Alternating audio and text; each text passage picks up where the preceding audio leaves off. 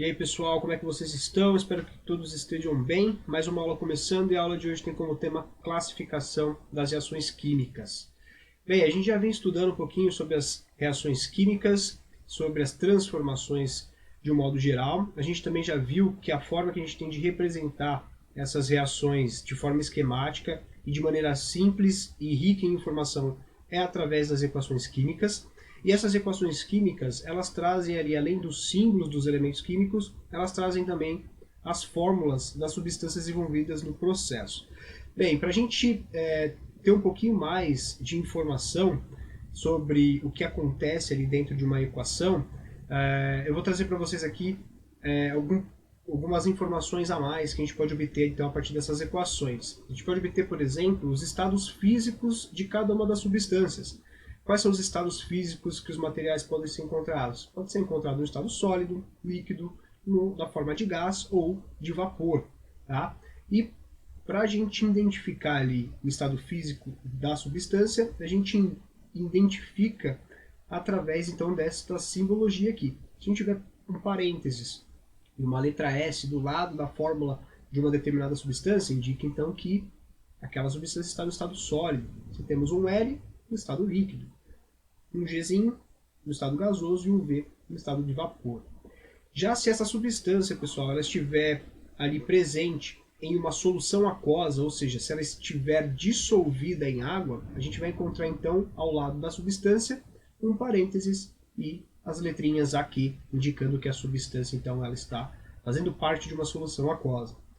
Já se aquela reação ela só ocorre através de aquecimento, ou seja, se a gente fornecer energia térmica para o sistema, a gente vai encontrar então em cima ali da seta, que indica a direção em que ocorre a transformação, a gente vai encontrar essa letra grega, que é o delta, tá? Indicando então que o processo precisa de aquecimento para acontecer. Já se a gente observar esta outra letra grega em cima ali da seta, essa letra grega aqui chama-se lambda. Se a gente observar essa letra grega, quer dizer que aquela reação ela só vai acontecer se a gente fornecer luz para os reagentes, tá certo?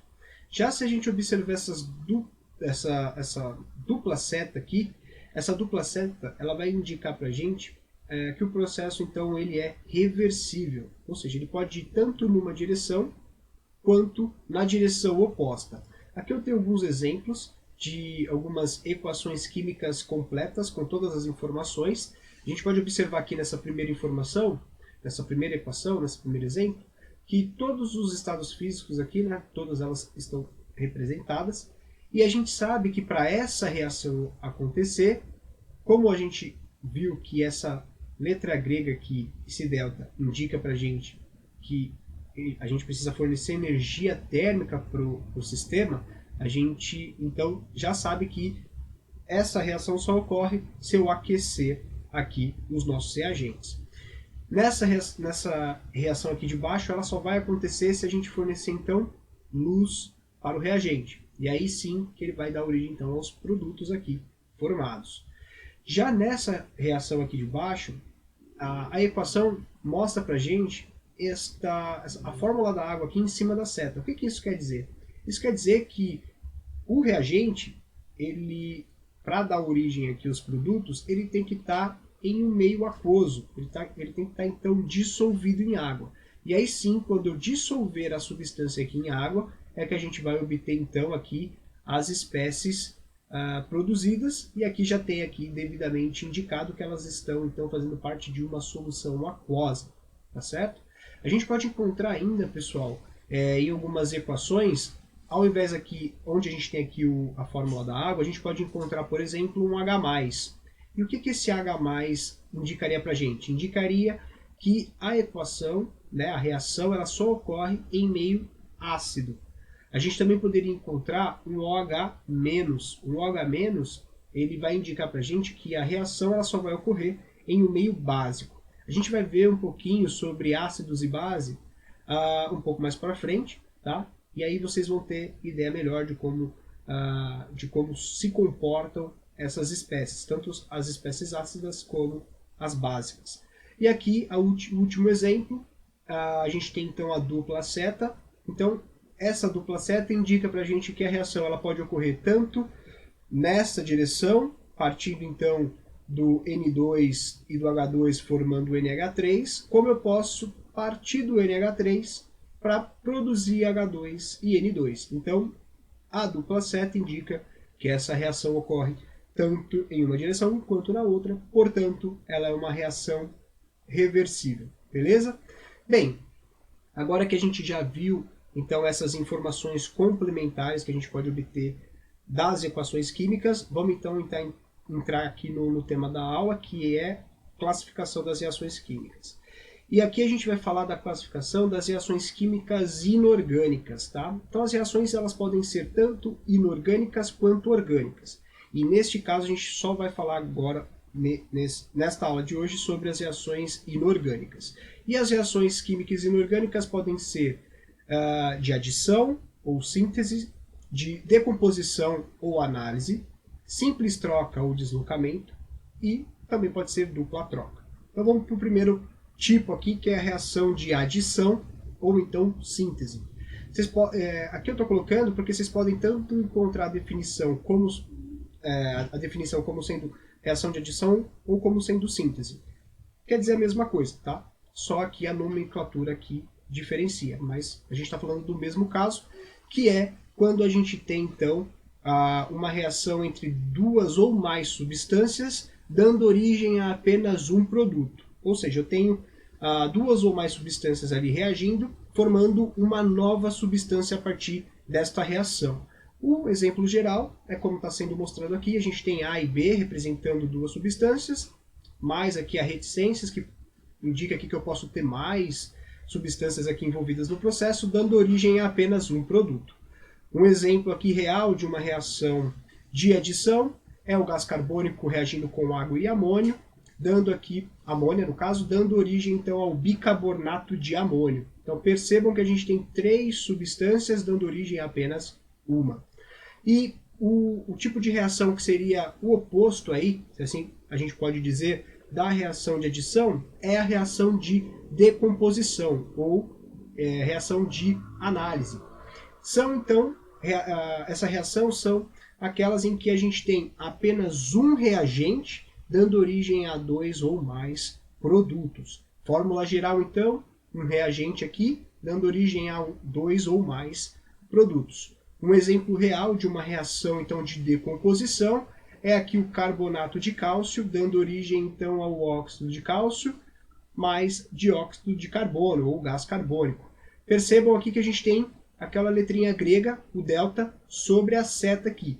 Então a gente já sabe, a gente já viu que para que essa reação ocorra, a gente precisa então aquecer o reagente. E só a partir então do aquecimento que a gente vai ter então aqui a origem dos produtos. Beleza? Então, reação de decomposição, apenas um reagente, formando dois ou mais produtos. Beleza? Então, a reação agora que a gente vai falar é a reação de simples troca ou reação de deslocamento. Nesse tipo de reação, pessoal, a gente vai ter então dois reagentes, e esses dois reagentes, um deles vai ser uma substância simples e o outro uma substância composta. Vocês lembram qual que é a diferença entre uma e outra? Bem, uma substância simples é aquela que é formada por apenas um elemento químico, enquanto que uma substância composta é formada por dois ou mais elementos químicos. Lembrando que as substâncias são formadas a partir de união de átomos de elementos químicos ali distintos ou do mesmo elemento químico. Então, neste caso, o que vai acontecer? Percebam aqui na fórmula geral. A gente tem então aqui uma substância simples e uma substância composta. Percebam que a substância simples, ela toma o lugar desse outro elemento aqui, né, dentro aqui da substância composta, deslocando ele, e aquele elemento que fazia parte daquela substância composta, no final, aqui nos produtos, a gente vai ter então ele formando uma substância simples, ou seja, os seus átomos eles irão se recombinar entre eles formando uma substância simples. Um exemplo então real de uma substância de uma reação de simples troca é este aqui, onde a gente tem o zinco metálico reagindo com o sulfato de cobre. Então o zinco aqui ele desloca o cobre, tomando o lugar dele na nesse composto, na substância composta, e aí sim a gente tem o cobre agora formando uma substância, o cobre metálico formando uma substância simples, e o zinco então formando uma substância composta com o sulfato aqui, que ele deslocou o cobre para tomar o lugar dele. Tá certo? Por isso que a reação é de deslocamento ou simples troca. Para que haja então, pessoal, esse tipo de reação, a gente tem que ter, a gente tem, na verdade, consultar uma fila de reatividade das espécies ali envolvidas para ver se aquela reação ela acontece ou não. Aqui eu tenho uma fila de reatividade em ordem decrescente, ou seja, o primeiro elemento aqui ele é o mais reativo e o último ele é o menos reativo. E essa fila de reatividade ela ajuda a gente a prever se uma reação ela vai ocorrer ou não. Aqui a gente tem dois exemplos de duas reações. Já vou adiantar a vocês que as duas reações elas ocorrem, mas vamos observar aqui na fila de reatividade e provar aqui que elas ocorrem de fato. Então a gente tem aqui o ferro metálico reagindo com o ácido clorídrico. E ele vai dar origem então ao cloreto de ferro e ao hidrogênio aqui gasoso molecular. Então se a gente observar aqui na fila de reatividade para os metais, aqui é a fila de reatividade para os metais e aqui para os não metais. Se a gente olhar aqui, apesar do hidrogênio não ser um metal, ele participa aqui dessa fila de reatividade porque o hidrogênio, ele sempre aqui, ele, na verdade, ele aparece muito em reações envolvendo metais. Então, por isso que ele é colocado aqui na fila de reatividade. Se eu olhar aqui o ferro, então, ele é mais reativo do que o hidrogênio. Lembrando que aqui é o mais reativo, aqui menor reativo. Então, ferro mais reativo que o hidrogênio. Então, ele vai deslocar o hidrogênio aqui, tomando o seu lugar, e o hidrogênio vai dar origem, então, a uma substância simples. No caso de baixo, a gente tem uma reação entre o cobre metálico e o nitrato de prata. Se a gente olhar aqui, onde está o cobre, aqui está o símbolo do cobre e aqui está o símbolo da prata. O cobre, a gente pode observar que ele está, ele então é mais reativo do que a prata. Então essa reação ela deve ocorrer onde o cobre vai deslocar a prata e a prata vai dar origem então então aqui a gente vai ter a prata formando a prata metálica.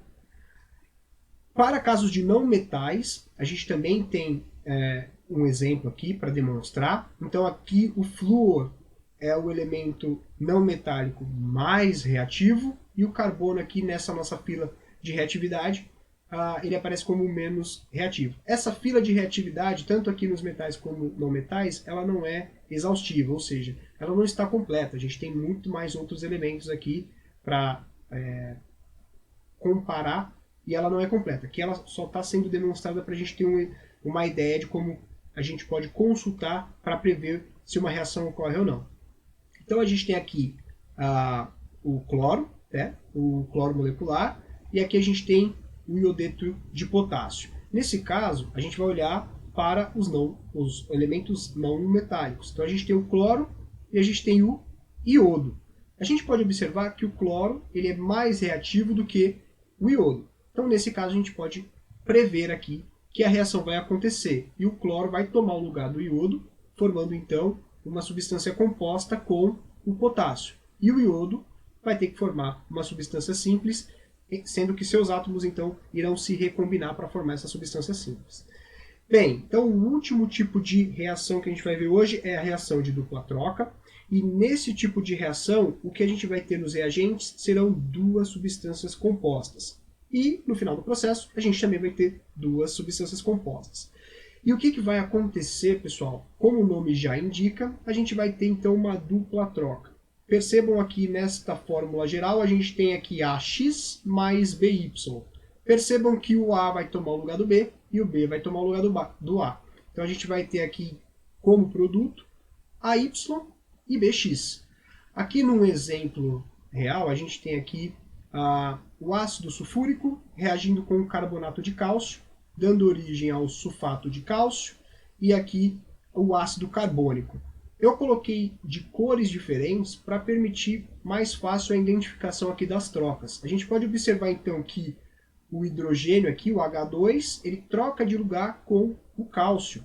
E aí o que a gente forma aqui então são as duas novas substâncias compostas apenas então com o rearranjo dos átomos. Beleza?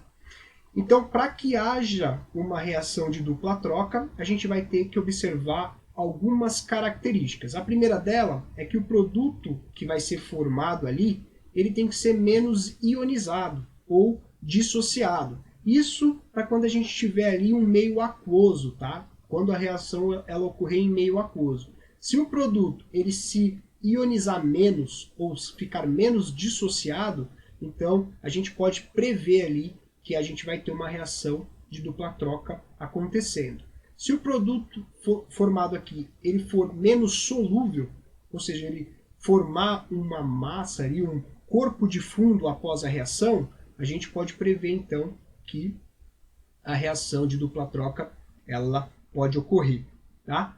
E se o produto formado ele for mais volátil? Volátil quer dizer que ele, aqui no caso, ele vai produzir um gás ali no final do processo, ou ele vai dar origem a uma substância que passa facilmente para o estado gasoso. Então essas três condições aqui, se a gente observar uma delas, a gente pode então prever que a reação de dupla troca vai acontecer. Bem, então para a gente terminar, a gente tem dois exercícios para a gente aplicar isso que a gente acabou de ver, e o primeiro exercício é este aqui. A sequência, então, que representa respectivamente as reações de síntese, análise, simples troca e dupla troca são. Se vocês quiserem, pessoal, fazer por conta, né, tentar fazer aí com base nisso que a gente acabou de ver, eu sugiro a vocês que pausem o vídeo agora e voltem depois para acompanhar a resolução. Bem, então a gente aqui tem 4 reações e a gente tem que classificar cada uma delas e ver qual alternativa, né, qual dessas alternativas a gente vai ter esta sequência aqui respectiva, ou seja, nesta ordem. A reação de síntese, seguida da reação de análise, simples troca e dupla troca. Lembrando que reação de síntese é aquela reação de adição. Lembra lá? A gente tem, então, duas ou mais substâncias, dando origem a apenas um produto. Na de análise é aquela que é a de decomposição, ou seja, a gente tem um apenas reagente dando origem a duas ou mais substâncias. A de simples troca é aquela de deslocamento, e a de dupla troca a gente tem o duplo deslocamento ali das espécies. Então vamos observar aqui. Na primeira reação eu tenho o zinco sozinho, zinco metálico, reagindo aqui com o nitrato de chumbo. E eu percebi que o zinco deslocou o chumbo aqui, formando uma substância composta com o nitrato, e o chumbo ficou sozinho. Se o chumbo está sozinho, quer dizer que agora eu tenho uma substância simples. Opa, eu lembro disso aqui, que eu sei que isso aqui é uma reação de simples troca. Vamos agora para a reação 2. Eu tenho então esta espécie reagindo com essa espécie. E eu estou observando aqui que elas estão trocando de lugar. O ferro está trocando de lugar com o hidrogênio. Então, se ambas as espécies trocaram de lugar, então é aquele caso que a gente viu por último. É o caso da dupla troca. O ferro tomou o lugar do hidrogênio e o hidrogênio tomou o lugar do ferro. Então, é uma reação de dupla troca. No caso 3, eu tenho aqui um reagente, e esse reagente está formando dois produtos. Opa, eu tenho um reagente formando dois produtos, é uma reação de decomposição, ou uma reação de análise. E por fim, eu tenho, sobrando aqui dentre os tipos que a gente viu, a gente tem então dois reagentes formando apenas um produto. Então, quando dois reagentes formam um produto, é a reação de adição ou reação de síntese. Agora, o que eu preciso fazer? Eu preciso apenas encontrar aqui na alternativa, baseado aqui nas reações que a gente acabou de classificar, qual é aquela que a gente tem esta sequência, reação de síntese, análise, simples troca e dupla troca. E qual é a alternativa que corresponde a essa sequência? É a alternativa C. Beleza? Vamos então para o próximo exercício. No próximo exercício a gente tem o seguinte enunciado. Das reações químicas que ocorrem, então a gente tem aqui, primeira, nos flashes fotográficos descartáveis. Na segunda, com o fermento químico para fazer bolo. Na terceira, no ataque de ácido clorídrico ao ferro. Na formação de hidróxido de alumínio usado no tratamento de água. E na última, na câmara de gás, representadas. Aí aqui a gente tem as respectivas equações. Então, a primeira diz respeito a o que acontece aqui nos flashes fotográficos descartáveis e assim sucessivamente. E aí ele quer dizer e aqui ele quer que a gente faça o seguinte: ele quer que a gente assinale a alternativa em que a gente tem aqui uma reação de decomposição.